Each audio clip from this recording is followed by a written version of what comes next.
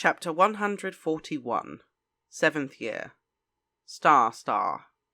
He could have told James and Sirius straight away, if he'd wanted to. Could have played the hero, enjoyed the spotlight and being the cause of their joy. But he didn't. He told himself it was to preserve Alexander Gordon's privacy, or to respect McGonagall's authority.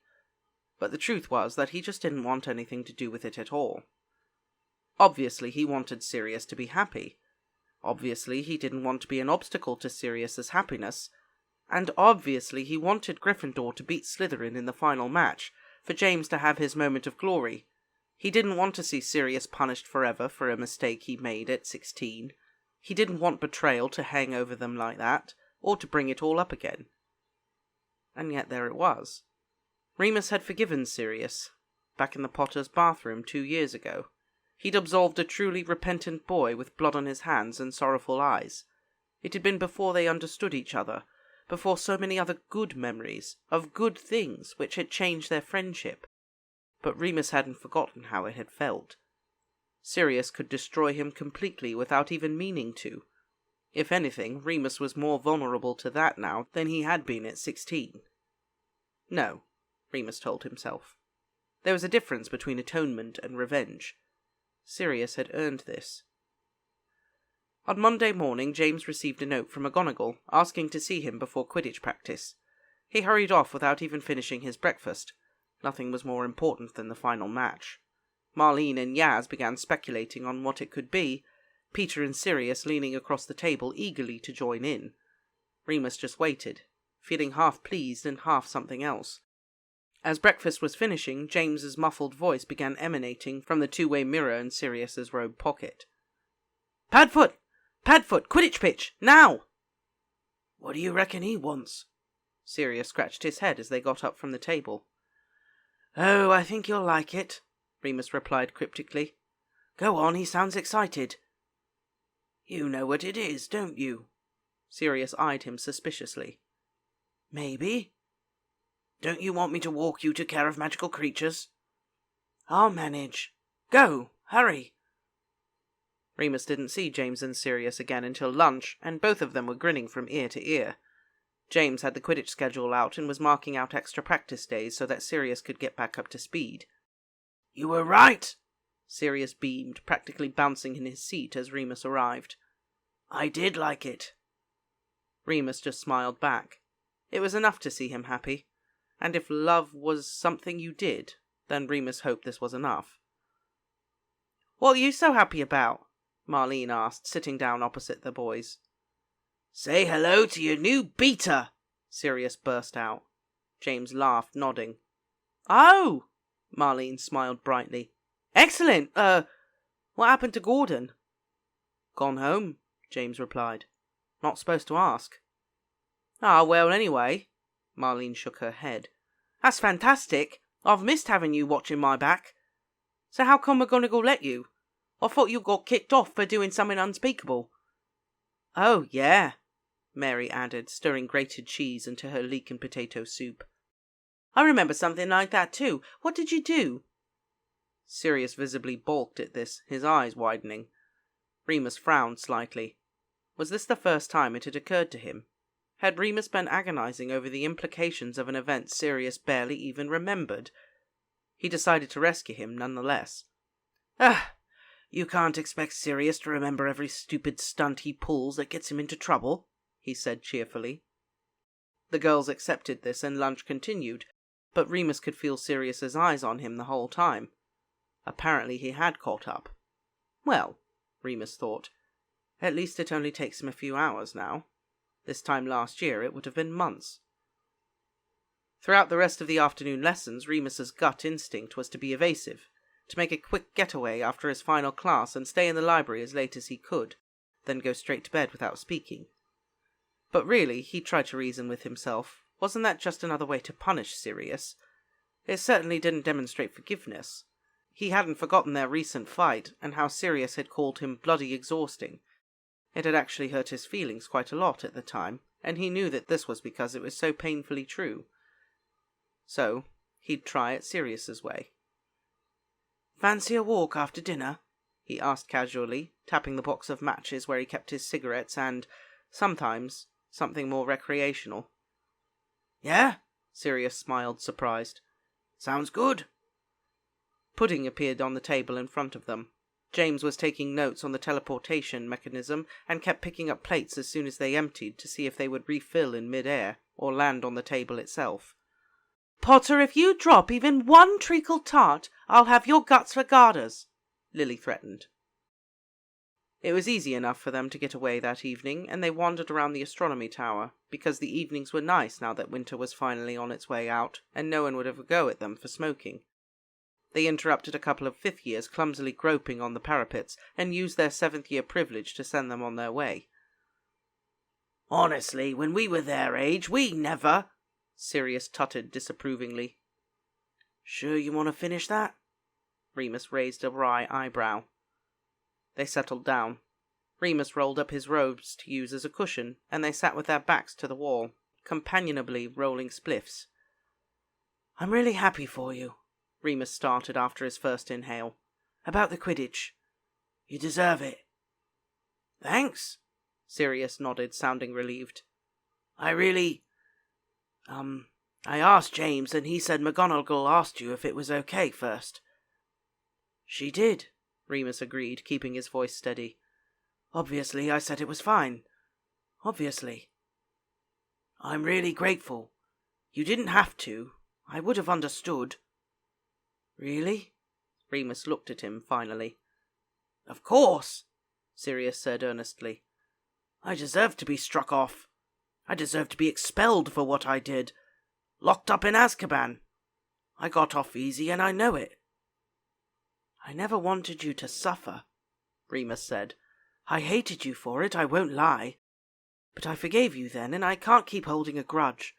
You've made it up to me like you said you would." He felt a bit lightheaded saying all of this.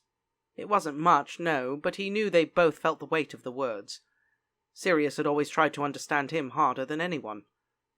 "Still," Sirius replied, placing a hand over Remus's.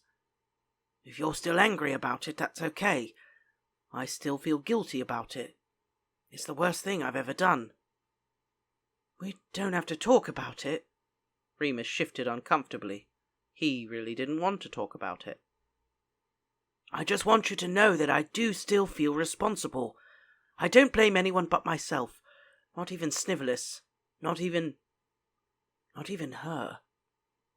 "Who?" Remus frowned, lost. He felt Sirius's legs stiffen beside him, saw his hand tremble just for a moment. "My mother," he said quietly. His breathing was shallow, and he spoke so quietly Remus had to strain his ears to catch it all. "Do you remember what happened that Christmas?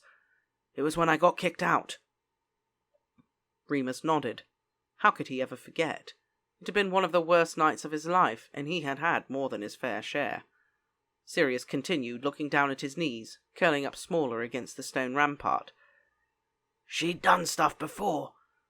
I mean, you know about that, the cutting and the silencing, and that time she vanished my hair, but, and I know this sounds weird, I never thought she'd do that. She threatened to disown me all the time, threatened to do all sorts, but until they started getting in deep with Voldemort, I never really believed her." He paused, apparently to take a few deep breaths, then pressed on bravely. "It was always the most important thing when I was growing up. Family loyalty. I know they froze out Andromeda, but Mother knew we were still in touch. She didn't try to stop it.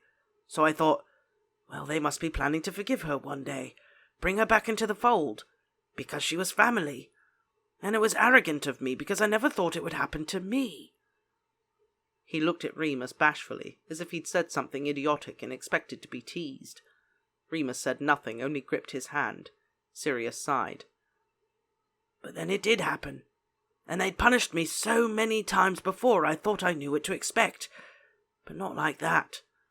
I'd never been so scared." His eyes were shimmering now, and he was staring angrily ahead. "I hated it, feeling that way, and all I could think, lying in bed at the Potters, was how you or James would have done better, been braver, or figured out a way to fight back. I didn't fight back because they were my family."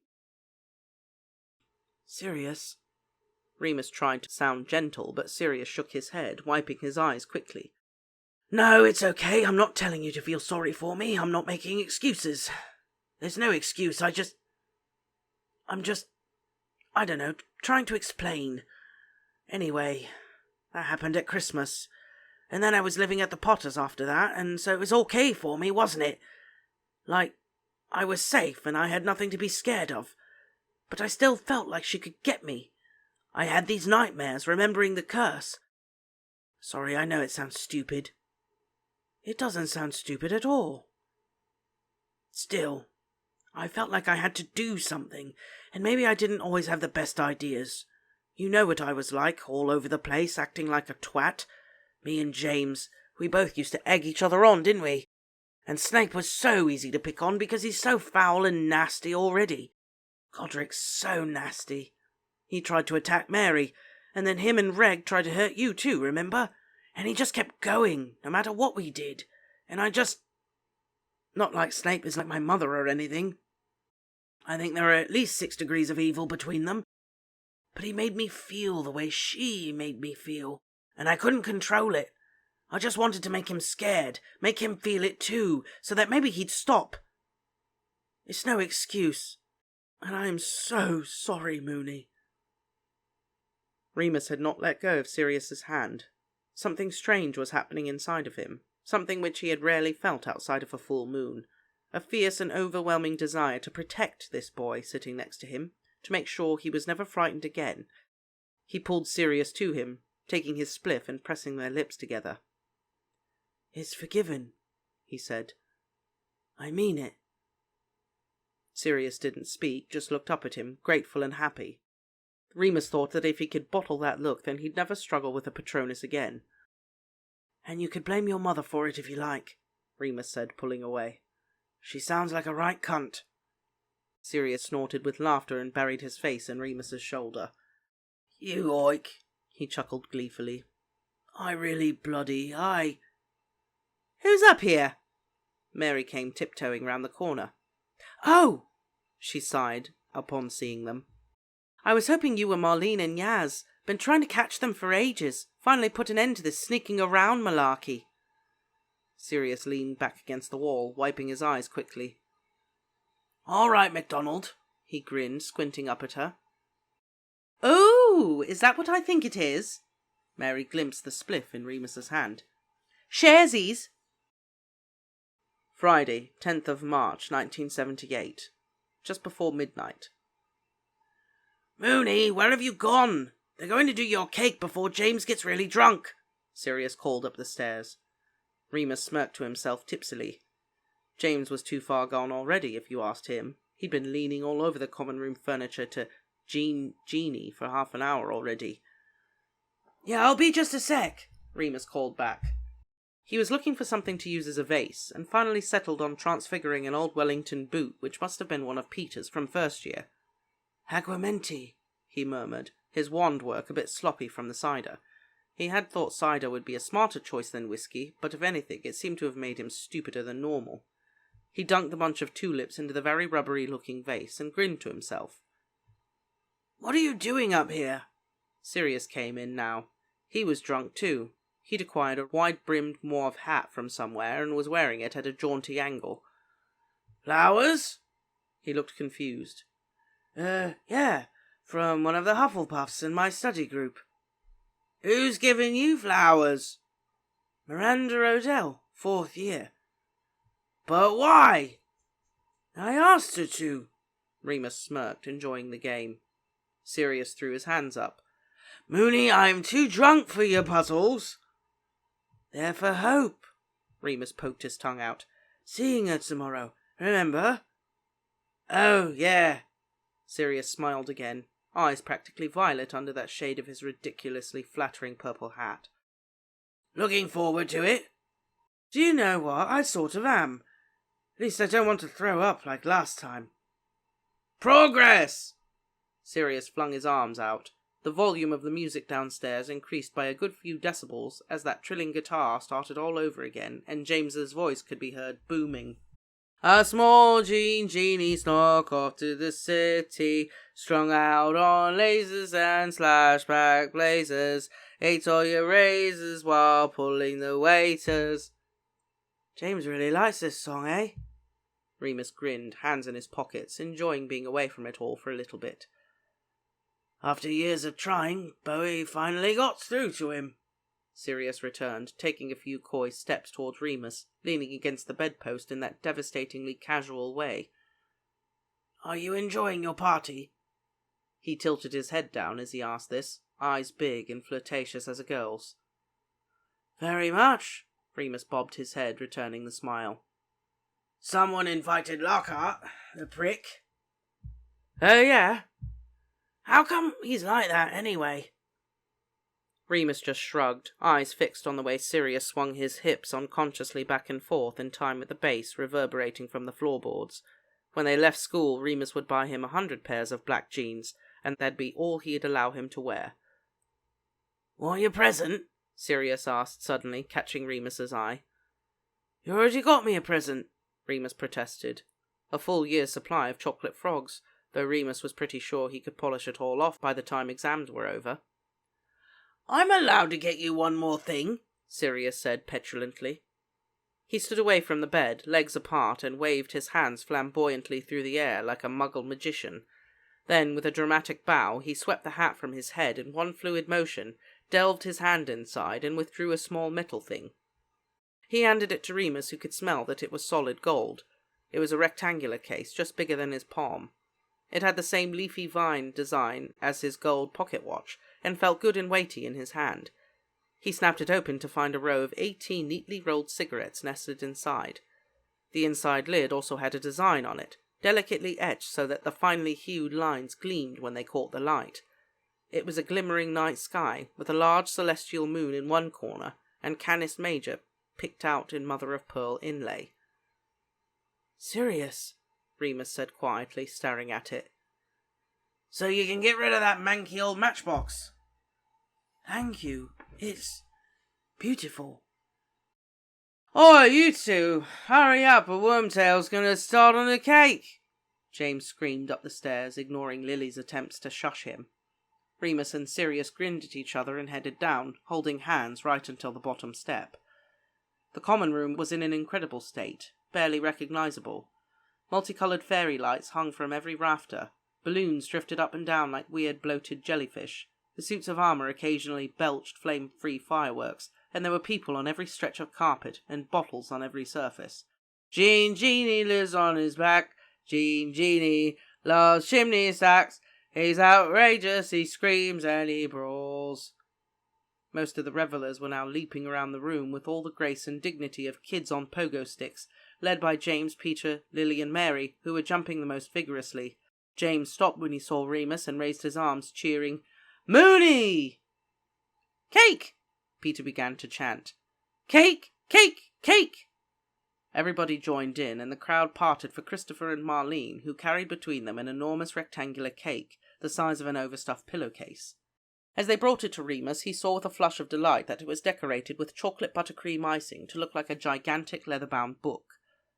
My two favourite things, he laughed, ignoring the elbow in the rib from Sirius. He blew out the candles and cut the cake, making the same wish both times.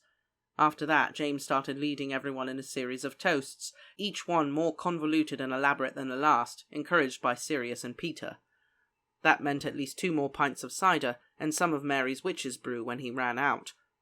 Remus's last memory of his 18th birthday party was some lunatic deciding to put on Goat's Head Soup, which had to be his least favourite Rolling Stones album, but he was pissed and he didn't care. The jumping and flailing continued, and the room was hot and loud and sweaty, and everyone was red-faced and grinning, and Remus didn't even care when Lily and James pointed and laughed at him as the final track began to play, and everyone belted out at the top of their lungs. If I ever get back to New York, girl, gonna make you scream all night. Yeah, you're a star, fuck a star, fuck a star, fuck a star. Yeah, you're a star, fuck a star, fuck a star, fuck a star. Yeah, a star, fuck a star, fuck a star, fuck a star. Chapter 142. 7th year. Hospital visits. She loved tulips. She loved daisies. She loved forget-me-nots and gerberas and roses and daffodils. She loved every flower he brought her. He always tried to bring something. Flowers were free as long as he kept Madame Sprout on side, and Hope hadn't much appetite, so chocolate was no good. They had 5 more meetings over the spring of 1978, and Remus would forever mark each of them by the flowers he'd brought to her. The conversations they had too, of course, but the flowers seemed to bookend everything, colouring each session with its own personality. Tulips had presided over their second meeting. They were orange, pink and yellow, with sturdy dusky green stems and sumptuous violet petals. A very generous flower, Remus thought. She was ready for him this time. She'd had her hair washed and combed, and it gleamed sunny platinum blonde against the pink hospital blankets. She put a spot of makeup on too, though Remus felt bad for noticing that, because he felt he ought not to care how she looked. "I got my sister to dig out some pictures," Hope said eagerly, tapping a brown paper envelope on her bedside, as Remus sat down the weird vase he'd drunkenly transfigured. "What are they pictures of?" he asked cautiously, pulling up a seat beside her. He didn't want to be caught unawares by anything too painful. "Some of you as a baby," she smiled with shiny coral lips. "Some of me and your father." "Lyle," Remus said quickly. "Me and Lyle," she corrected herself out of politeness. Hope would bend over backwards to save Remus even the smallest upset. That much was clear from the beginning. He found it unsettling. Very few people had ever cared about his feelings so intensely before. He picked up the envelope and held it for a moment. "You don't have to look. We can do it another time," Hope said, a tremor of fear in her voice. He didn't want to frighten her. He wanted to tell her not to worry, that he wasn't going to run away or disappear forever, that he wanted to be there, then to get to know her. But that was all too much, so he just opened the package and smiled. "No, I want to see." Fortunately, there weren't very many, but he was surprised to find that more than half of the photographs were magical, and the images moved in his hands like film reels. "I've had to keep them hidden," Hope confided.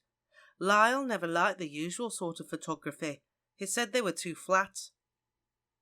"How old is he in this one?" Remus held up a photograph of both of his parents, standing in someone's back garden. Lyle was wearing a muggle suit, and they were both squinting against the sunshine, but smiling. He had his arm round Hope's waist. "Oh, I think we'd only met a few weeks before that was taken," Hope said, taking it from him to look closer. "He'd been 30, I think." Remus looked at it again. He knew he looked like Lyle, had been told so a few times, and to some extent he agreed. They were both gangly, tall and skinny with bad posture. But Lyle looked more at ease than Remus had ever felt in his overlong body. His movements in the photograph were confident and self-assured. She let him take the pictures back to school, and he tentatively showed his friends. Over his 7 years at Hogwarts, he'd been shown a lot of family photos. Peter and James kept pictures in frames on their bedside, or else tacked up on the walls over their dressers. Lily had an album she flipped through when she was homesick, and Mary had a shoebox full of holiday snaps, Christmases, postcards, and pictures of her cousins in Jamaica. So it was a surprisingly nice experience, Remus thought, being able to share his own modest collection. "That's them," he said shyly as they sat round the fireplace. "They're my parents." "Remus, you look just like your dad," Lily said, meaning to be kind. "Wow, look at your mum's hair," Mary grinned. "What a glamour puss." "Ah!" James snatched another picture, waving it at everyone. "Look at baby Moony!" It was silly, Remus knew, but he even felt the beginnings of pride sharing his family like that. Proof that he'd been normal once, just like his friends. This is who I am. This is who I came from. One afternoon he even returned to the Ravenclaw corridor to see the dueling trophy with Lyle's name on it. It was the same as ever, but no longer gave him that mysterious ache of longing as it had in second year. Christopher and Marlene walked past while he was looking at it. "Oh, Lupin!" Christopher said, surprised, peering into the case to read the trophy. "Is that your dad? Cool!" "Thanks." Remus put his hands in his pockets, suddenly bashful. Marlene touched his shoulder in a friendly, comforting way. He smiled at her gratefully. "I met my mum recently," Remus explained to Christopher, and it just had me thinking. You met your mum? I thought your parents were dead. Christopher scratched his head. Honestly, if it wasn't written down in a book, then he could be incredibly dense about some things. Just Lyle, Remus said calmly, nodding at the trophy. So if your mum's okay, why do you live in a home? Shut up, Chris, Marlene said, tutting. She slipped her arm through Remus's, linking them together. Come on, love, it's dinner soon. She began to lead him away. I didn't mean to be rude, Christopher said, hurrying along behind them. It's okay, Remus assured him, doing some quick thinking. My mum's in the hospital. She's not been well enough to look after me. It was only half a lie. What was he like? Remus asked Hope next time he saw her. A pot of geraniums this time, bright red and gaudy, with lovely wide side leaves like Chinese fans. Lyle? She asked. He nodded, braced for impact. He was the cleverest man I ever met, Hope said decisively. I never understood half the things he said, but I loved to listen, and he loved to talk. Sounds a bit arrogant, Remus said uncomfortably. Hope laughed. Oh, he was arrogant, all right. He knew it, too. Always had to be right, had to have the last word. We fought like cat and dog over it sometimes. She saw Remus's look of dismay and hurried to clarify. I loved him for it, though. I loved how sure he was, how reliable. He never let me down. Yes, he did, Remus thought bitterly. She was forgetful about things like that. Perhaps it was her illness or just a side effect of a shortened life. She was relentlessly optimistic, unable to find fault in the people she loved. She told him how they met, like it was a fairy tale. I was walking home from work one afternoon. I was an operator at the telephone exchange back then. I took a shortcut, same one I always did, from the main bus stop in town, through a little bit of woodland. Then, from out of nowhere, this man came and attacked me. A vagrant, I thought, or an escaped prisoner. I screamed, and it was Lyle who saved me. Well, I loved him the moment he held me in his arms. He was a hero. Of course, he told me later it had only been a boggart, but still, that's pretty brave, isn't it? Remus nodded absently. I've met some people who knew him, he said. They've told me he had a bad temper. What? No, she frowned. He got hit up sometimes, but don't we all? But he was always kind and always gentle with us. He hated violence. Right, Remus nodded. He never knew what to think about Lyle. Nothing about him ever felt real because nothing Remus ever learnt could wipe away what he'd done. Conversations with Hope weren't always difficult. Often they were very pleasant. They talked about small, inconsequential things, likes and dislikes, favourite foods, favourite films or songs.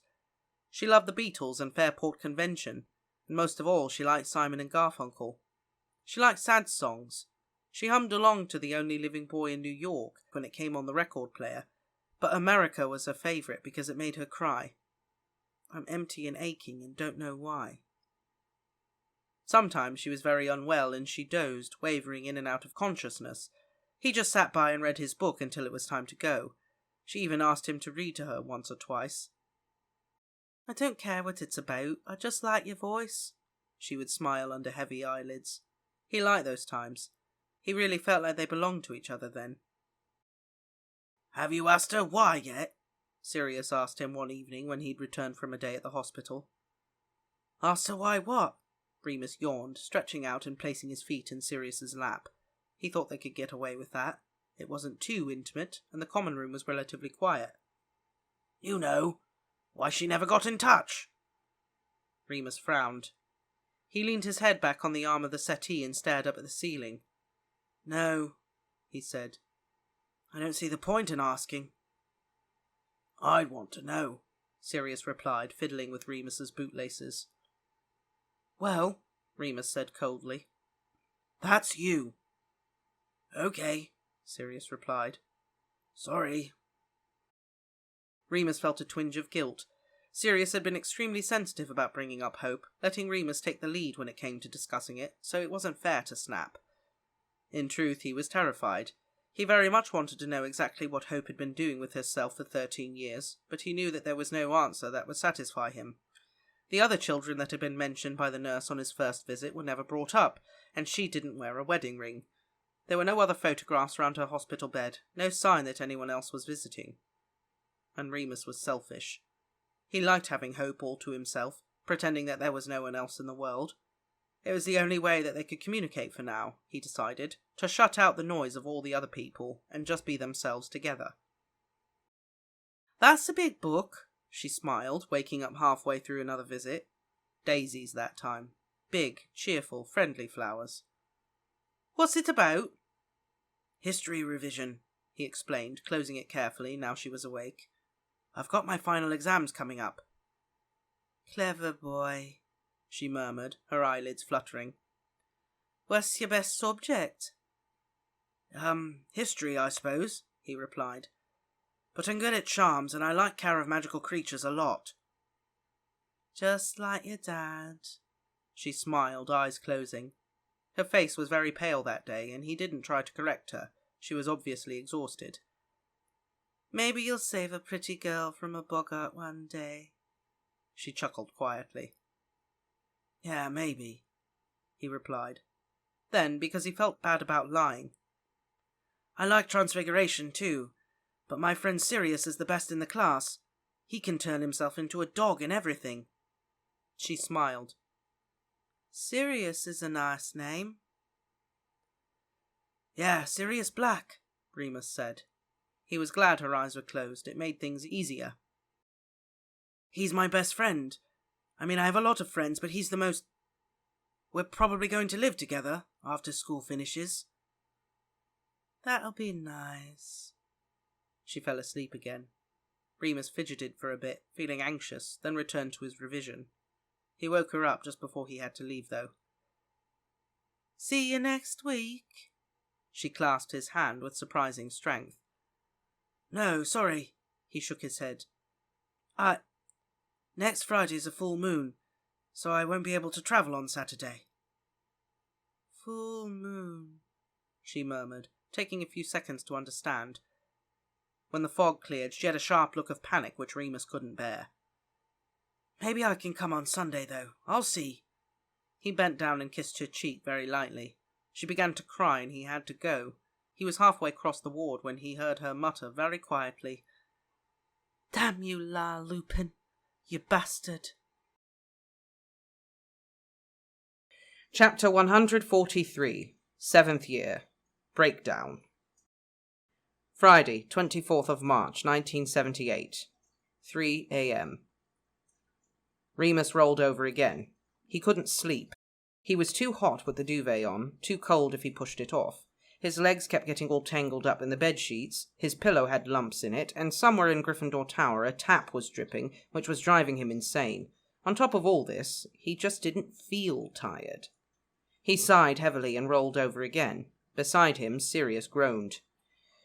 "Moony, you are my best friend, and I would probably dive in front of a curse for you, but if you wake me up one more time, then I cannot be held responsible for my actions." He said all this without opening his eyes. "Sorry," Remus whispered. "I think it's the moon. I can't sleep." Sorry." He got out of bed. It was no use keeping them both up. Outside the bed curtains, in the early morning gloom of their bedroom, Remus stood at the window for a while. It was a clear night, and the moon was almost full. Just one slither missing. He wondered if he'd ever seen a full moon with his own human eyes. Perhaps he'd been too young to remember.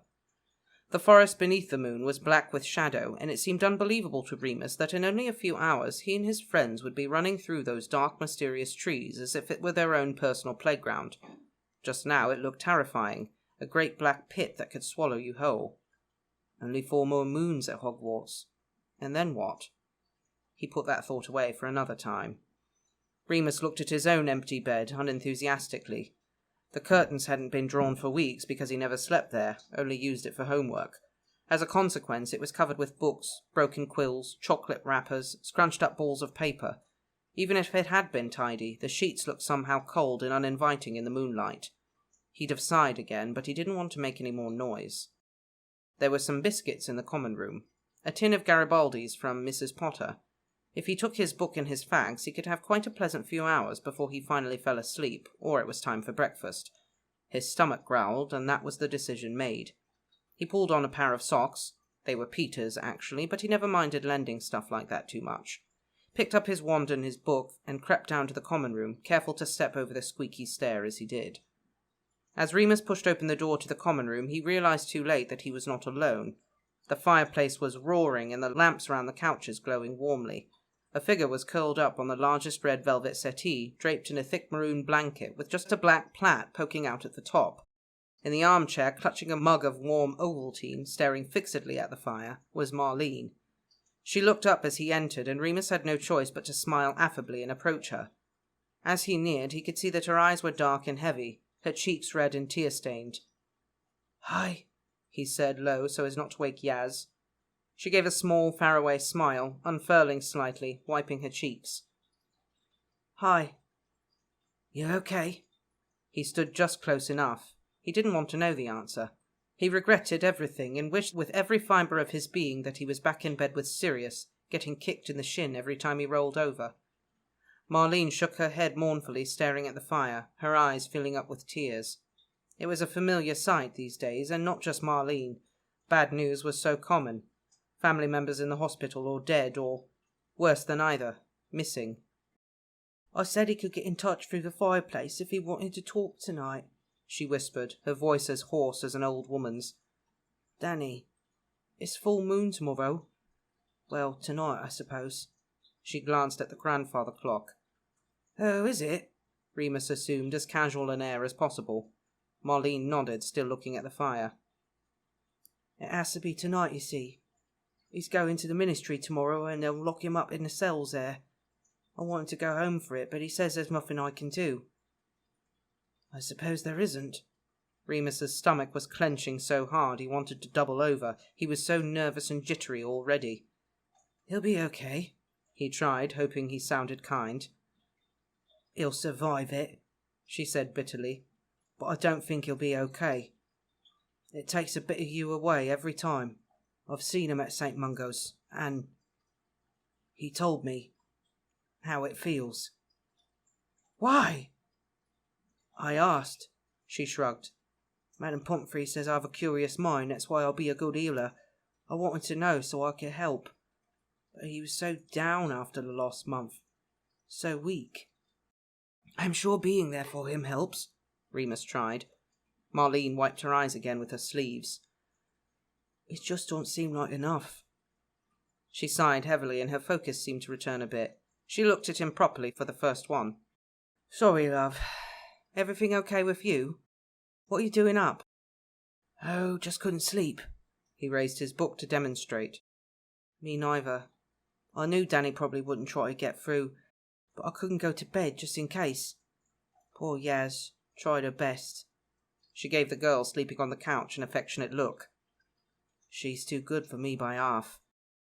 "Personally, I don't think anyone's good enough for you," Remus said, though it wasn't him speaking, not really. Those were Sirius's words. He'd noticed himself sounding more and more like Sirius, and found he didn't mind it. Anyway, it made Marlene smile again. "Lovely boy," she said softly. "Sit down, eh? You're making me nervous hovering like that." He sat awkwardly on the sofa opposite Yaz. Marlene sat up, stretching as though her back hurt. As she unfolded her legs from beneath her, a quill fell onto the floor. "Oops." She leaned over to pick it up. "I was trying to write him a letter, but I don't know what to say." She pulled the blank parchment out from the side of the armchair cushion. Remus sat stiffly with his book on his lap. "Is it really a cell they put him in, at the ministry?" he asked, unable to contain his grim curiosity. She stood up to stretch more and nodded. "Yeah, Mum wouldn't tell me about it, which means it must be bad. Mum says it's better I don't know too much." Remus kept his mouth shut, not trusting himself. Marlene tilted her head sympathetically. "I'm so sorry, Remus. I didn't even think. I feel awful to be whinging to you about this, given your situation." "What?" He stared up at her, his heart skipping a beat. "With your mum being in the hospital," Marlene replied, yawning, setting down the quill and parchment. "No wonder you can't sleep either." Oh, yeah. He willed himself to calm down. Yeah, it's okay though, I understand. Can I sit with you for a bit? You can read your book, I won't bother you, she asked, biting her lip. I just don't want to be the only one awake. Yeah, of course. To his surprise, she didn't sit back down, but came over to join him on the couch. She settled in, making herself comfortable, pulling a blanket up to her chin. He pretended to do the same, opening his book and leaning casually against the arm of the chair. Revision? She asked, resting her cheek on his shoulder. What else? He replied. Advanced arithmancy. Oh, Remus, she yawned again, her voice thick. How fascinating. She relaxed a bit and rested a hand on his knee. He gave it a quick squeeze for comfort. You know me, he said softly, joining in her sarcasm. I live dangerously. She gave a quiet chuckle, her eyes closing. He read and felt her heartbeat steady, her breathing even out, and in only a few minutes she was fast asleep, a dead weight curled up against him. He didn't mind. It was quite nice. Remus stopped reading after Marlene had fallen asleep. He gently closed his book and just sat pondering for a while. He could smell the salt of her tears dying on her skin and the anxiety in her blood. He couldn't get Danny out of his mind, in an imagined Ministry of Magic cell, possibly underground, probably bare and dank and cold. The pain would be a real shock if you'd never experienced it before, Remus thought. He could well imagine that the second full moon would feel even worse, because you'd know that what was coming. No wonder Danny didn't want to talk about it. If what Marlene said was true, then her brother had no one else to ask about it. No one to tell him if you tried to fight the transformation. If you tried to brace yourself against it, then it only hurt more. That Murtlap essence was best for the initial cuts, but if you used Muggle disinfectant too, then the skin would knit back together neater. These were the things that Remus wasn't sure if anyone knew. About the scent of magic, or how you could draw from it, how it made you stronger as long as you could channel it right. How being a werewolf meant lots of things, and not all of them awful. No closer to sleep, Remus reached for the blank bit of parchment and began to write. Friday, 24th of March, 1978. 5:30 p.m. You don't have to walk with me, Remus snapped irritably. I know where the hospital wing is. I know, Sirius replied cheerfully, getting up anyway. James, Peter, and Lily all looked down at their food. You haven't finished your dinner, Remus frowned. Nor have you. That's because I don't want to puke all over myself when the crippling agony hits, Remus muttered darkly. Sirius glanced down at their friends, staring stalwartly at their empty plates. Come on, Moony. Let's go, he said a bit more gently. Remus shoved his hands deep in his robe pockets and strode quickly out of the great hall, forcing Sirius to jog slightly to keep up. Hey! The dark-haired boy hurried after him. Remus didn't slow down until they were halfway to the hospital wing. Okay, I get it. You were in one of your dark moods, Sirius puffed. I'm always in a dark mood, Remus tutted. You ought to stop smoking. How are we going to beat Slytherin if you're so out of breath you can't keep up with me? You can talk, Sirius straightened up. This is the first time I've seen you without a fag in your mouth for weeks. Anyway, what's wrong? Really, you have to ask. Remus sped up again. Okay. Sirius grabbed his arm to slow him down. You're not sleeping, and you couldn't have dinner even though pudding was millionaire shortbread, which is your favourite. Fair enough, I'd be grumpy too. I'm not grumpy, Remus objected. Touchy, then. Fuck off, Remus practically growled. Leave me alone if you're going to be an arse. I'm just trying to keep things in perspective. You won't understand. Make me understand. They were near-ish the hospital wing now, and everyone else was at dinner, so the corridors were empty, which was lucky because Remus didn't check before he completely lost his rag. Make you understand, he raved. Fucking hell, okay, go on then. Understand that I'm climbing the bloody walls with worrying and stressing, and it's NEWTs and the bloody moon and my fucking mother crying because I can't see her tomorrow because my fucking dad couldn't control his fucking temper, and now and Marlene crying all over her brother, which isn't even my fucking fault, but it bloody well feels like it, and school's nearly finished, and there's a war on, and a Quidditch match, and this big prank, and my hip hurts, and I'm just tired, and I really, really wanted pudding. He felt foolish once it was over, but a bit better too. like there'd been a balloon inflating in his chest all this time, and it finally popped, giving him space to breathe again. He stood there, glaring at Sirius, waiting for a reaction. "My goodness," the portrait from across them said. She was a very stern-looking witch seated in a high-backed wooden chair. "I've never heard such disgusting language."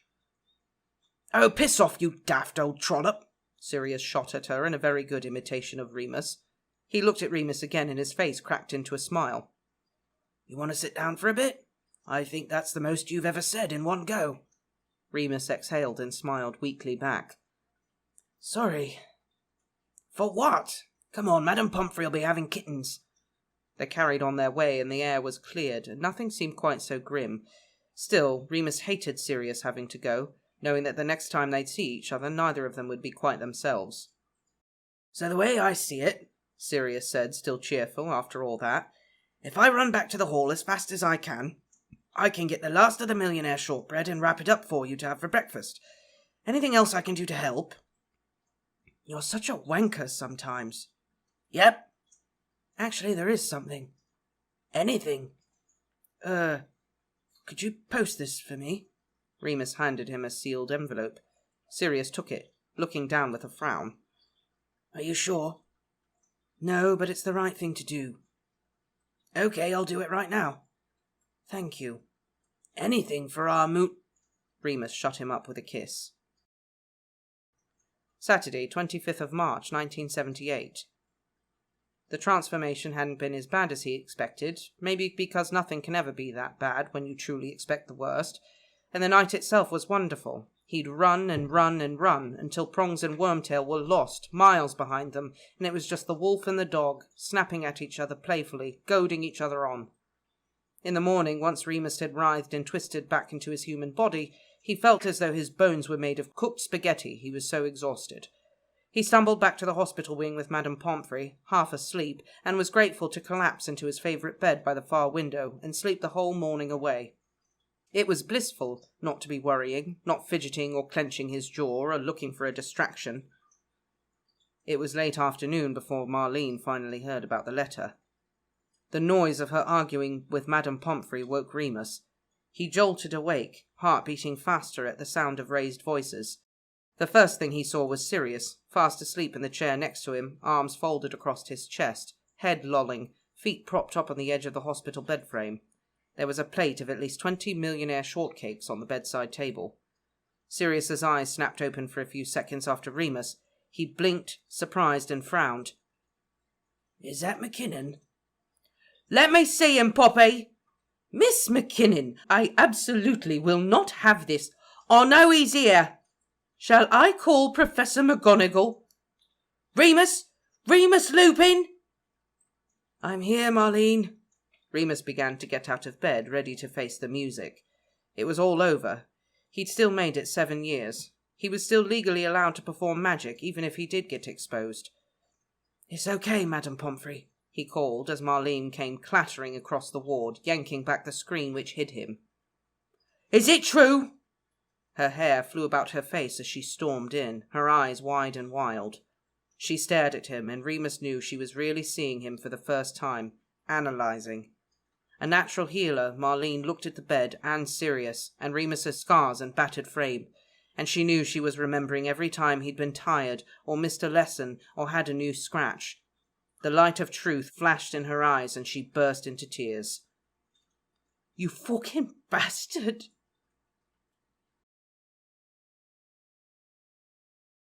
Chapter 144, 7th Year. Choices. "You fucking bastard!" "Oi!" Sirius was on his feet at once. "It's okay," Remus said, not sure who he was talking to. Sirius, who had leapt into defence mode, or Marlene, sobbing and red-faced and angry. "Bastard!" she said again defiantly, rubbing at her eyes. "Miss McKinnon!" Madame Pomfrey appeared, looking uncharacteristically flustered. "I will have you escorted out if you cannot be civil." "And you!" Marlene turned on her. "You said you didn't know anything about it. You said you'd never worked with one before." "Don't blame her, Marlene, please," Remus said, sitting down on the bed again, feeling a bit woozy. She was only trying to protect me. How long? Marlene spun round and glared at him again. Since I was 5. Bastard! Marlene, please. She flung a piece of parchment down on the bed. It was a letter, folded up and a bit dog-eared from all the fuss. Remus reached for it with shaking hands. Marlene stood there, stone-faced, waiting for him to read it. He unfolded it and looked down, and tried his hardest. Most of the time now he had no trouble at all reading, but he was still very tired and so nervous that all of a sudden he felt 11 years old again, the letters seeming to shift and change as he tried to make sense of them. Sorry. He shook his head. Sorry, I've got a headache. What is it?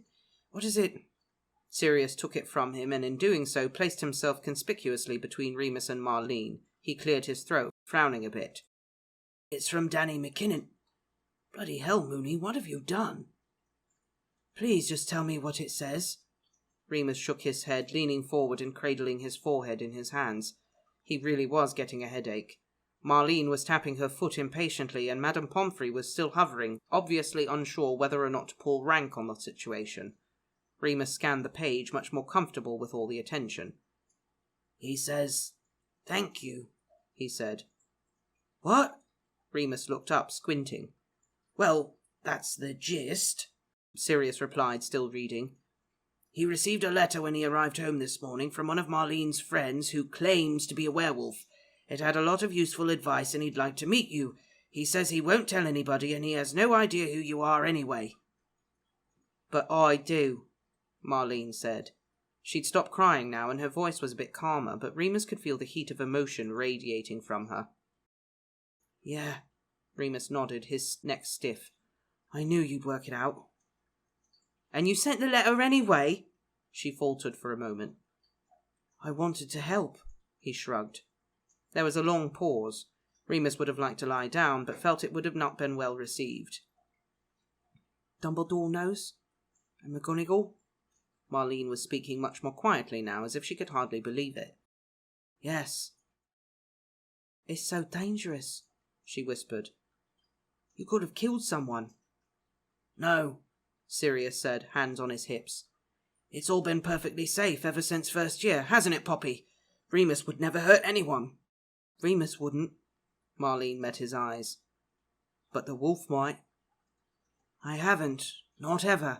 Remus felt the need to confirm. We've done everything possible. Are you registered? She snapped. Well, almost everything possible, he conceded. And you just wanted to get to help Danny. You weren't trying to, I don't know, get him on side. What side are you talking about, McKinnon? Sirius stepped forward threateningly. Moony's on our side. He's your friend. I thought he was, Marlene replied. She wasn't afraid of Sirius. She could best him on the Quidditch pitch any day, and Madame Pomfrey was standing right there. I had to keep it a secret, Marlene, Remus pleaded, the tension too unbearable. I had to, otherwise I could have never come to Hogwarts at all. You know what it's like when there's something different about you. You know what people are like. He met her eye as he said this, and saw her turn cold with fear as it dawned on her exactly what he was alluding to. How dare you, she said. How dare you? No, I didn't mean... He held up his hands, but it was too late. Stay away from my family, she snapped, before turning on her heel and storming away, in much in the same way as she had arrived. Remus exhaled. He didn't really feel afraid, though he had no idea what Marlene planned to do next. He wondered vaguely if he could do his NEWT exams by correspondence, or if the Potters would let him stay at theirs without James or Sirius being there. But his head was too much of a muddle to make a proper plan, and he thought he'd rather just get some sleep while he could. He lay back down on the bed, Madame Pomfrey and Sirius watching him. It's okay, he said. Honestly, just going to have a little rest. I'm going to speak to Professor McGonagall at once, Madame Pomfrey said finally. I think, Remus said sleepily, closing his eyes, you might be better off talking to Marlene once she's calmed down. She respects your opinion. Don't get her in trouble. She hasn't done anything wrong. Madame Pomfrey gave him a very soft look, then, and came over to smooth his bedsheets a bit, touching his hands gently before leaving. "Hasn't done anything wrong," Sirius muttered, scuffing his feet against the flagstone floor. "She's being a bigoted little cow." "It's not an uncommon point of view," Remus sighed. "I might as well get used to it sometime.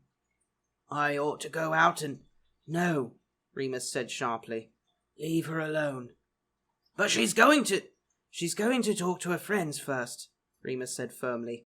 "Lily and Mary. I'd rather she talk to them. They're the best people in this situation." He yawned. "Bloody hell, Moony." Sirius shook his head. "How can you be so calm?" "I'm knackered," Remus replied, and it was the last thing he said for hours. The thing was, whichever way it went, Remus couldn't see much of a future for himself at Hogwarts anyway. He was grateful, obviously, for everything Dumbledore, McGonagall and Madame Pomfrey had done for him.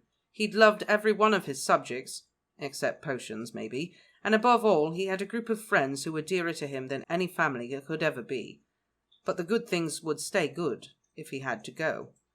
He might even have more time to spend with Hope, more time to dedicate to winning this terrible war. Remus was no longer really learning anything at school that he hadn't already got from books. He'd yearned for practical experience. He wanted to be truly tested. You didn't need any WTs for that, just a well-stocked library and enough nerve. Remus had everything he needed now to do the thing he wanted to do almost all his life. If Marlene got him dismissed from school, then Remus was finally free to seek out Greyback.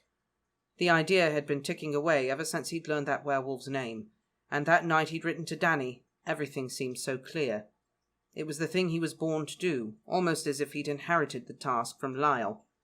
Gawky, insignificant, second-class Remus Lupin was never going to bring down anyone so insidiously terrible and all-powerful as Lord Voldemort. But the wolf in him knew he might have a chance at Fenrir Greyback. Remus knew it might kill him, but he was bloody well going to do some damage first. He'd said nothing to Sirius about this. As far as they'd come together, Remus was deeply ashamed of his own desire for revenge, his inability to tame that reckless rage. Sirius looked to him for self-control, for a reasonable, measured response, and Remus wasn't about to shatter the illusion and risk ruining everything that worked about their dynamic.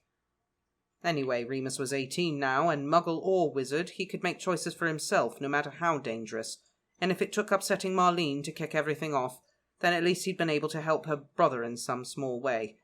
One of Matron's fatalistic catchphrases popped in his head then. No good deed goes unpunished. Though what good deeds Matron had ever done, he didn't know. It was dinner time when he woke for the second time that day. Sirius wasn't there anymore, but the Marauders map was tucked under Remus's pillow. He withdrew it and saw that the Marauders were all in the common room, Mary and Lily close by. There was a chicken pie on a plate by his bedside, magically kept warm somehow. Remus hadn't worked it out yet. Maybe a charm on the plate? He decided he would eat before anything else, and did so in silence, thinking a mile a minute, as if his brain were making up for all the time he'd wasted sleeping. He scanned the map for Marlene. She was in the girls' dorm room with Yaz. He didn't know if that was good or bad. No angry mobs had come brandishing pitchforks yet, which was probably a good sign. Madame Pomfrey came over just as he was finishing his second slice of millionaire shortbread. The thick, oozy caramel was very comforting. "How are you feeling, dear?" she asked, deep frown lines in her face. "Fine," he said brightly. He held out the plate to her. "Want one? I'll never eat them all." This was a lie, and they both knew it, but Madame Pomfrey was polite enough to go along with him. "Well, there's no one else in the ward today," she smiled, sitting in the chair beside him and accepting a sweet. She conjured up 2 saucers, then poured steaming hot tea from her wand, and it was all very pleasant, but Remus could feel a big talk coming on. "I'll go after this," he said. "Get out of your hair." "You were never any trouble, Remus," she replied kindly, blowing on her tea to cool it. "Even when you were a little boy." "I was a right git in first year," Remus countered. She smiled and shook her head. "Not at all. A diamond in the rough." "Oh," he said, feeling himself heat up. Anyone else he'd have told to shut up or piss off, but he would never, ever say a rude word to Madame Pomfrey. "It's flown by these last few years," she sighed. "I remember that little scrap of a thing you were, all eyes and elbows. You've grown into a fine young man." He wished she'd stop. As nice as all this was, he didn't know what to do with it. "And you deserve every success, Remus. Do you hear me?" she continued. "It's not going to be easy for you after school, and I know you know that." He nodded. "I'll be okay." "You will," she smiled, her eyes brightening with tears. "And if you ever need anything, you know where to reach me." "Of course." "I knew Danny McKinnon, you know," she said, clearing her throat. Here it comes, Remus thought. But she'd cunningly overpowered him with all that nice stuff, and he had to just grit his teeth and listen now. "Yeah?" he said casually, taking another slice of cake. "Yes, when he was a student here. Had him in here 100 times for patching up. He was Gryffindor beta like Marlene. He was a bit more outgoing than she is." "I don't know," Remus returned dryly. "She's hardly a shrinking violet." Madame Pomfrey smirked despite herself. "No, quite. She has that McKinnon tenacity and a keen sense of right and wrong." "She does," he sighed. He'd always liked that about Marlene, her straightforwardness. "And I know what you're going to say, that everything isn't that simple, that there are shades of grey, and that it doesn't matter what people think about you. It matters what you do." "Well, yes." "I know all that, and it's fine. I knew all that when I wrote to Danny. I even knew how Marlene would react. But in the end it didn't matter. The only thing that mattered was helping him." "I'm proud of you, Remus." That threw him for a loop. His throat constricted and he almost choked trying to swallow the last of his slice, the sugar turning to acid on its way down. He spluttered and coughed, reaching for the tea to wash it down. Madame Pomfrey got up, smiling. She patted him on the shoulder as he recovered. "I'll let you get on." He took a few moments to compose himself before getting up. He brushed the crumbs from the sheets and made the bed, though he knew he didn't really need to. The rest of the sweets he wrapped up into some parchment and carefully slid the package into his bag. He might need them later. Remus was almost surprised by how calm he felt. There was a sense of closing, of coming to an inevitable end. Someone was always going to find out, he told himself. He'd have been an idiot to think they could all hide such a big thing forever. They'd done a bloody good job, but it had been all luck, and they'd taken so many risks. At least this way, it had been Remus's choice. He'd controlled it as much as he could. This way, the Marauders were safe too. No one would know what they'd been up to every full moon. He made his way back to Gryffindor Tower. He was all stiff from sleeping all day, and was grateful for the opportunity to stretch his legs in private. Sirius hadn't mentioned the hip problem for a while, but Remus saw him purse his lips or frown whenever he noticed Remus limping or rubbing his side. "Blatherskite," he said to the fat lady, who barely looked up from filing her fingernails to let him through. He entered the room and felt 6 pairs of eyes on him all at once. Steeling himself and pasting on a careless smile, he approached his friends, sitting in their usual place, taking up 2 sofas and an armchair. "Moony!" Sirius got up from where he'd been sprawling to make room. "I was just going to come up and see if you were awake." "I'm awake," he said redundantly, taking his seat. "Sirius told us what you did," Peter said, as if he couldn't contain himself. He was fiddling with a chess piece. There was a game going on, but Remus couldn't tell who Peter was playing. "Good," Remus nodded. Anyone spoken to Marlene?" "We got yelled at," Mary sighed, indicating herself and Lily. "I think she's mostly hurt that she was the last one to find out." She's not said much else, though. Been locked away with Yaz." "Right." "Listen, Moony." James leaned over, eyes very serious. "We've been talking, and remember 5th year? Dumbledore stopped Snape from telling everyone. He can stop Marlene, too, if it comes to that." "He might." Remus nodded, though he wasn't so sure. He might serve Dumbledore better out of school now than he could have at 16, especially considering the contacts Remus had already made. "But leave him out of it for now, okay?" "Why did you do it?" Peter asked, still clutching the chess piece. "To help Danny," Remus replied, surprised. He looked at all of them. "He was alone. No one was helping him. Marlene told me that herself." "But Remus," Lily said, "you knew how she would feel about it. You knew she wouldn't understand. I knew that, but it was for Danny, Remus repeated firmly. They all promised to give it time and see what Marlene decided to do next. Lily and Mary vowed that they would do everything they could. That night in their dorm they would explain, try to convince her. Remus thanked them because he knew how much they cared about him. They had a quiet evening. Remus played chess with Peter and lost. Then Sirius took over and they tied. James and Lily quizzed each other on potion ingredients, and Mary half-heartedly worked on job applications. Half-boring Muggle secretarial stuff to please Mum, and half-boring Ministry of Magic stuff to please McGonagall. She sighed. Eventually they went to bed, one by one, and though Remus had barely been awake for 3 hours that day, he climbed the stairs yawning. Sirius had been very patient. He hadn't said so much as a word yet, and Remus knew how difficult that must be for him. So when they were finally in bed, and as alone as they ever could be at Hogwarts, he lay quietly on his back and stared up the velvet hangings, and let Sirius speak. I won't let her do this, Sirius whispered in his ear, reaching for his hand. I'll talk to her.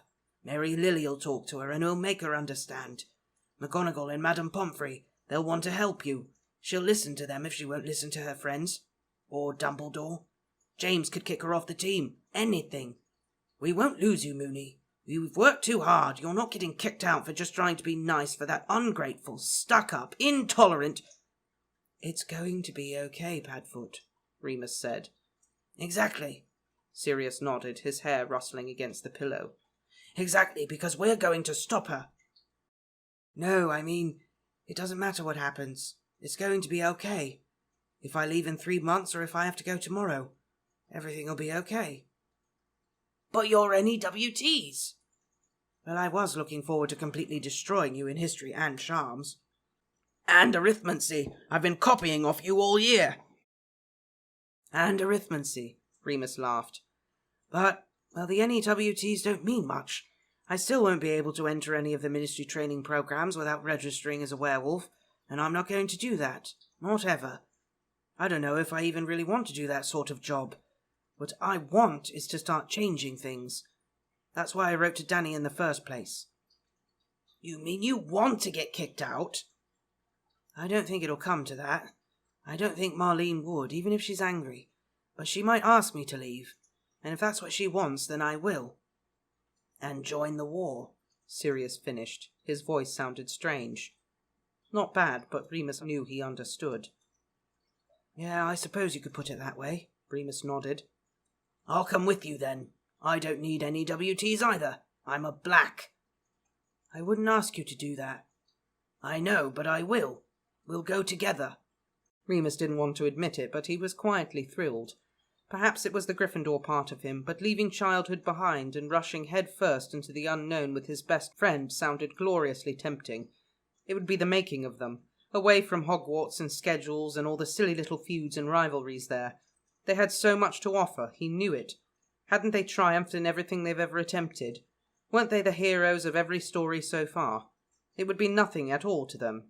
They could end this war and really begin their lives. Thank you. He rolled over to kiss Sirius. He kissed his lips and his hands, slid under his nightshirt, and he kept kissing him, his lips, his neck, his jaw. Thank you, thank you, thank you. Chapter 145, 7th Year. What We Lack. They were wonderful promises, but it wasn't meant to be. Remus would not have the chance to make a mysterious and dignified early exit from Hogwarts, and Sirius would not get the opportunity to prove he would follow his Moony anywhere. Later, after the war was over and everything else was over too, Remus would wonder whether things might have gone differently if he and Sirius had left school then. Perhaps they would have kept each other closer, or by removing themselves they could have kept other people safer. Anyway, it didn't happen, and it did no good to dwell on. For years and years afterwards, once the agony of all those funerals and obituaries and memories and speeches had faded, Remus would be left with memories of his last months at Hogwarts, when they had been stupid and naive, and indescribably happy without even knowing it. Wednesday, 29th of March, 1978. The weekend passed quietly. There was homework to complete and Quidditch to train for and an enormously complicated prank to plan, and Marlene did not make a move in any direction. Sirius and James reported that she attended Quidditch practice and played as well as she ever had, but hadn't spoken to them. Mary said she was still upset, but she hadn't made her mind up whether or not to tell. They were well into the next week by the time Marlene finally had decided to approach Remus again. She caught him alone, which was rare these days. He was tidying up the charms classroom following a revision session just before the Wednesday inter-house prank planning cooperative meeting. Usually Christopher helped, but he was down with a head cold and had taken the afternoon off. Remus had half wanted to call off the group altogether. It all seemed so futile, learning and learning and learning. For what? To pass an exam, to get a good mark, and then, if Greyback didn't kill him before he was 20, he would be unemployable. But everyone seemed to like the study groups, and he hated letting them down. She entered the room smelling of herbs from the greenhouse, rosemary and sage and rich, earthy soil. He turned and unconsciously backed himself against a wall. "Hello," he said. She stood for a while, staring at him in total silence before replying. "Hello? I'm furious with you." "I know," he nodded, trying to be understanding. "I think that's fair enough. Are you ready to talk about it?" "No," she shot, folding her arms. She glared at him and he averted his eyes like a supplicant, begging for forgiveness. He heard her fidget a bit and sigh impatiently. "But Danny says I have to."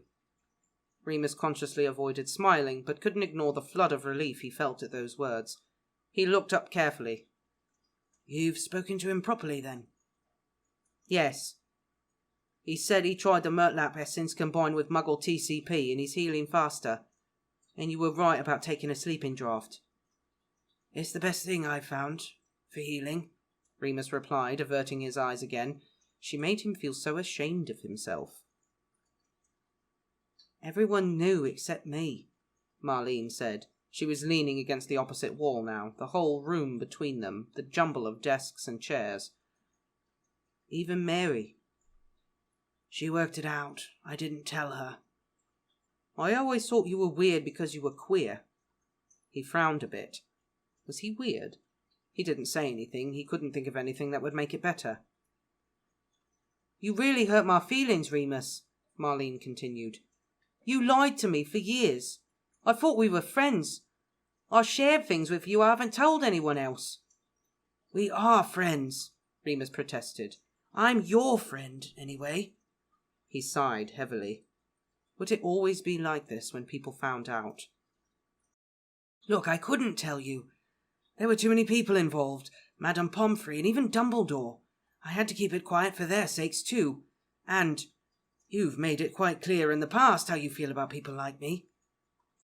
"You should have told me." "What would you have done?" Remus was getting annoyed now. "Complained?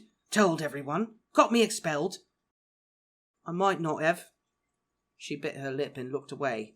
The less certain she was, the more angry Remus grew. "Well, I didn't much fancy taking the risk," he said. "I haven't got a family or a real home to go to, in case you'd forgotten. I haven't got anything going for me outside this school, so forgive me for doing everything I could to stay." "I understand that." She looked up, quickly reaching her hands out. "And I'd never want to cause you any trouble. But Remus, can't you see how dangerous? I was 11. I was only a kid and this old man shows up and tells me I'm going to magic school. What would you have done?" "Don't shout at me," she frowned, shrinking a bit. "I didn't come to shout." "Sorry," he muttered. "I didn't get my chance the other day." "I'm sorry about that." "Good." They were quiet after that, both looking at the ground, both fidgeting with their hands. Remus could hear Marlene's heart thudding in a steady, anxious rhythm. "Look," he said, keeping his voice low and steady, unclenching his fists. "If you want me to leave Hogwarts, then I will. As long as you promise not to get anyone else in trouble, I'm not going to put up a fight."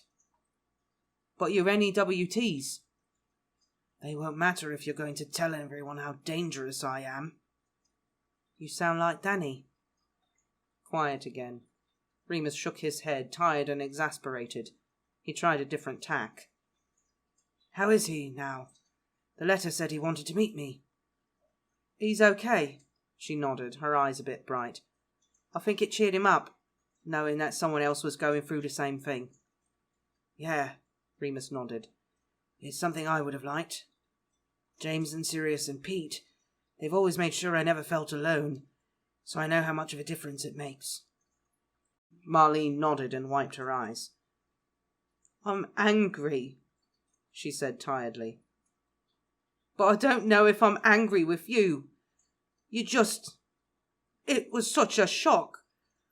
And I'm not sure how many more shocks I can take these days. He laughed and didn't really know why. She smiled weakly. I'm not going to say anything.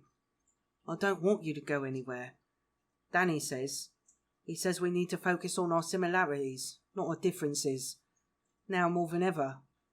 Lily and Marlene said the same. I know they're right. It's just harder than I expected. I can't have you hating me, he said warily. I don't hate you. Hating what I am is the same thing. I'm trying, Remus. She blinked away tears. I swear I'll try. Thank you, he nodded. For a split second he was disappointed. He'd been so ready for a change. Knowing he'd have to wait a bit longer stung for a moment, but dissipated quickly, like a door closing. That was that. He would finish school and beat everyone in history, arithmancy too probably, and watch the final Quidditch game, and get too drunk celebrating with his friends. Greyback would wait. Can I help you with it? Marlene gestured at the messy classroom. Potter and Black and the gang of miscreants will be in here in a minute to plan their raid on Slytherin. Yeah, okay, Remus nodded, and they both began moving the desks. The confrontation seemed to be over, and for now they were both satisfied. He was glad. It had been awful not having Marlene as a friend. Remus and Chris usually used magic to move the classroom furniture back, but Marlene had never been good at locomotion spells, so she just started lifting and pushing things. Remus didn't want to show off now that they were back on tentative talking terms, so he did his best to match her. I'm going to talk to Mary, Marlene said suddenly, lifting a chair and pushing it under a desk. Yaz wants me to. I told Danny already. That's good, Remus smiled encouragingly. I'm sure Mary'll be fine. She's the least judgmental person I know. Yeah, you're probably right. Marlene watched him, thoughtful as he moved the final table back into place. Remus? Is your limp because of the transformations? Am I limping? Remus stood a bit straighter, self-conscious. Sometimes more than others, she replied matter-of-factly. I always thought, with your upbringing, someone did it to you. He shook his head. When I was 13 or so, I think something clicked back into place a bit wonky, he shrugged. Gets a bit stiff now and then. I hardly think about it now. She replied, looking thoughtful. How many times? The door flew open and Lily entered, looking furious, James trailing behind her, Peter and Sirius close behind, both smirking. We said no pranks until the end of term. We're supposed to be keeping a low profile. You're head boy. Come on, Evans, James said, hands out. That was nothing. Barely a prank. It was. He cast a pleading glance at Sirius. High spirits, Sirius supplied. High spirits. High spirits, James nodded, grinning. All of the bathroom mirrors suddenly reflecting back troll faces is high spirits. Lily rounded on them both. It was no good. All three boys collapsed into peals of laughter. Remus sniggered too. He'd done half the research for that one. The week before, he'd spent hours searching through books of Troll Dynasty histories for portraits to get all the features right. He hoped he'd get a chance to catch some of their reactions before Flitwick managed to break the glamour spell they'd used. You nutters, Marlene smiled shyly. Marlene, Lily gasped. They all turned to look at her and then to Remus, agape.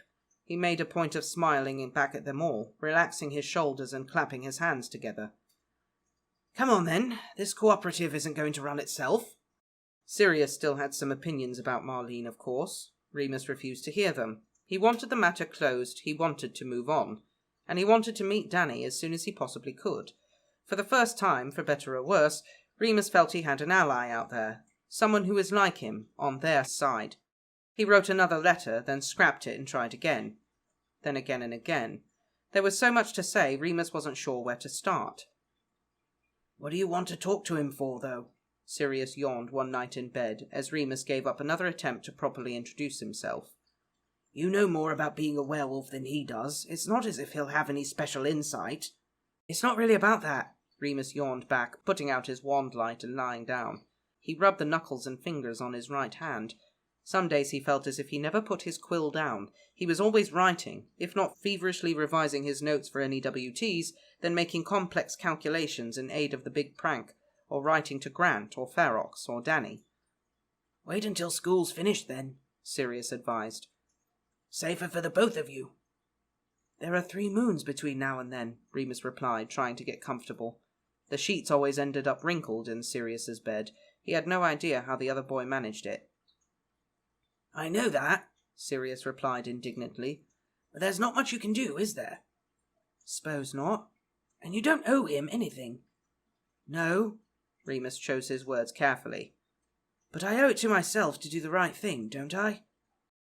Is that what got into your head? Sirius was frowning, Remus could tell. A flutter in his belly told him they were heading for a fight, and he could avert it right now by just changing the subject. What do you mean, what got into my head? Remus snapped. When you wrote to Danny in the first place, you've got to admit it's a bit reckless. Excuse me? Well, for someone who spent 7 years trying to keep every aspect of himself completely private, it was a bit bonkers to just go and send a letter to a stranger. My friend's brother, spilling your guts about everything. Not everything. But if it was all in the service of doing the right thing, then I suppose that's fine. Look, if you're pissed off with me, just say so. This sarcastic crap doesn't suit you, Black. Remus rolled over onto his side. I'm not pissed off, Sirius said. Good. Remus knew this wasn't the end of it. He waited, practically champing at the bit. I've just been thinking about it, that's all, Sirius said finally. Remus smirked to himself before rolling over, frowning. What? It's like you wanted to leave or something. Obviously I wanted to leave, Remus hissed, going in.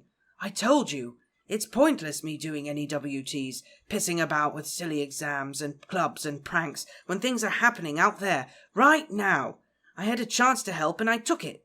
So what if I didn't care about the consequences? Calling me reckless. I thought you'd understand. What happened to wanting to get back at your family? What happened to wanting to put a stop to it? I do want to, Sirius said, sounding smaller.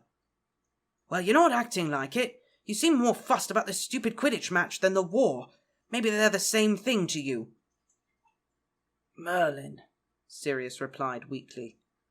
You don't stop until you've tasted blood, do you? Must be the wolf in me, Remus said shortly. He rolled over and shut his eyes.